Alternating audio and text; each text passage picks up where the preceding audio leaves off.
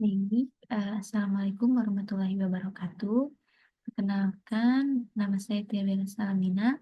Saya dari kelas A1, jurusan Manajemen Akuntansi Sektor Publik. Di sini saya akan menjelaskan tentang keputusan di verifikasi portofolio investasi di era MEA. Baik, untuk pendahuluannya, keputusan investasi ini diawali dari penentuan nilai aktiva yang harus dimiliki oleh perusahaan sampai pada pertimbangan terhadap tingkat resiko yang akan ditanggung ketika memutuskan akan melakukan investasi, serta besarnya nilai return yang akan diterima jika keputusan investasi tersebut dilakukan.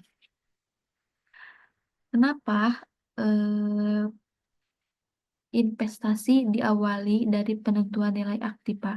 Karena nilai aktiva seperti aset lancar, aset jangka panjang. Maka dari itu, kita harus tahu nilai aktiva perusahaan tersebut sebelum kita menentukan atau mengambil keputusan untuk berinvestasi di perusahaan tersebut.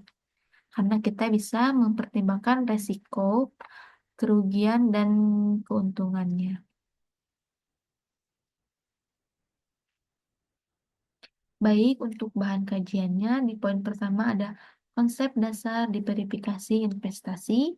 Poin keduanya ada analisis portofolio investasi.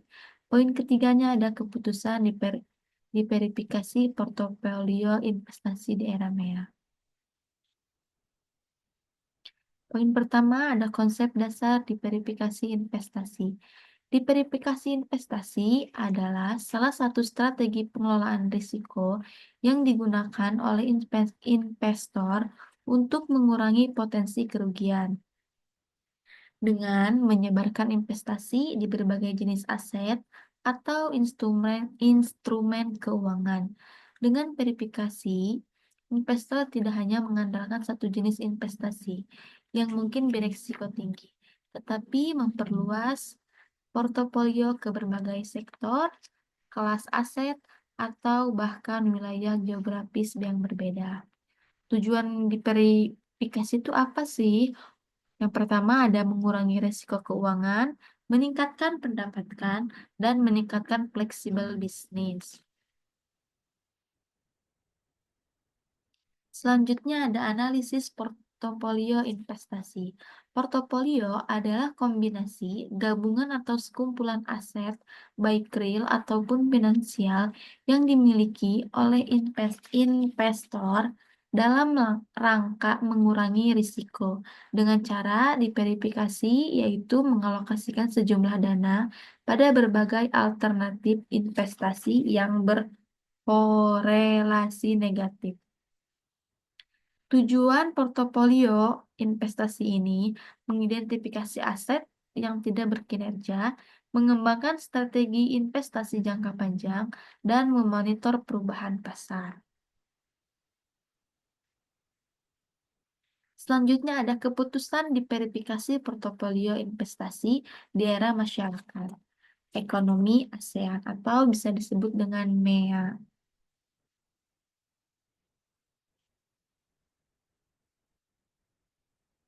Untuk poin pertama ada nilai return yang diharapkan. Nilai return yang diharapkan adalah nilai keuntungan yang diharapkan dari investasi berdasarkan analisis probabilistik.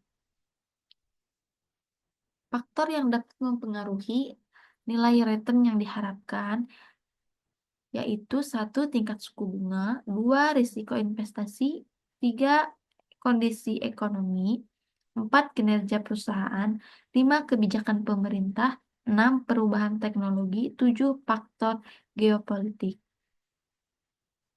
Tipsnya untuk mengurangi return yang diharapkan, tipsnya yang pertama ada evaluasi resiko dan keuntungan, diverifikasi portofolio, pantau kondisi pasar, konsultasikan dengan ahli keuangan, dan yang terakhir tetapkan tujuan investasi jangka panjang. Selanjutnya ada risiko. Risiko adalah kemungkinan terjadi peristiwa yang tidak diinginkan dan dapat mempengaruhi kinerja investasi atau bisnis. Tipsnya untuk mengurangi risiko yang pertama ada lakukan analisis risiko secara teratur, kedua kembangkan strategi mitigasi, ketiga pantau kondisi pasar, keempat diversifikasi portofolio, lima konsultasikan dengan ahli keuangan. Selanjutnya ada korelasi nilai risiko dan return yang diharapkan.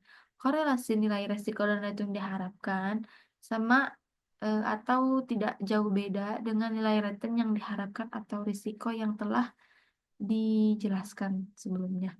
Return portofolio. Selanjutnya ada keputusan diverifikasi portofolio investasi di era MEA, win or loss. Jadi di sini keputusan di verifikasi portofolio investasi di era MEA ada resiko untuk menang dan ada juga resiko untuk hilang atau disebut rugi ya. Jadi kalau misalnya kita resikonya emang perusahaan tersebut baik, kita bisa melihat resiko dari perusahaan tersebut untuk keuntungannya baik. Berarti keuntungannya kita bisa lebih besar ya. Tapi kalau loss berarti kita resikonya kerugian. Jadi kita harus mempertimbangkan ya. Makanya ada di persifikasi ini kita harus bisa mempertimbangkan resiko yang akan terjadi. Selanjutnya ada portofolio efisiensi dan portofolio optimal. Portofolio efisiensi adalah portofolio yang dimiliki rasio risiko keuangan terbaik, di mana tidak ada portofolio lainnya yang dapat memberikan keuntungan lebih tinggi dengan risiko yang sama atau rendah.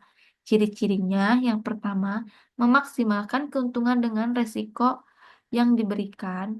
Yang kedua ada meminimalkan risiko dengan keuntungan yang diberikan. Yang ketiga, tidak ada portofolio yang lain dapat mengalahkan kinerja portofolio ini. Yang keempat ada diversifikasi optimal. Selanjutnya, portofolio optimal. Portofolio optimal adalah portofolio yang mempengaruhi tujuan investasi individu dengan mempertimbangkan profil risiko dan preferensi keuntungan. Ciri-cirinya memenuhi tujuan investasi individu, mempertimbangkan profil risiko dan referensi keuntungan. Yang ketiga, diversifikasi yang tepat. Yang keempat, mengoptimalkan rasio keuntungan. Cara membangunnya, portofolio efisiensi dan portofolio optimal, kita dapat menentukan tujuan investasi dan mengevaluasi profil risiko. Pilih aset yang sesuai, diversifikasi portofolio, pantau dan evaluasi kinerja, sesuaikan portofolio dengan perubahan kondisi pasar.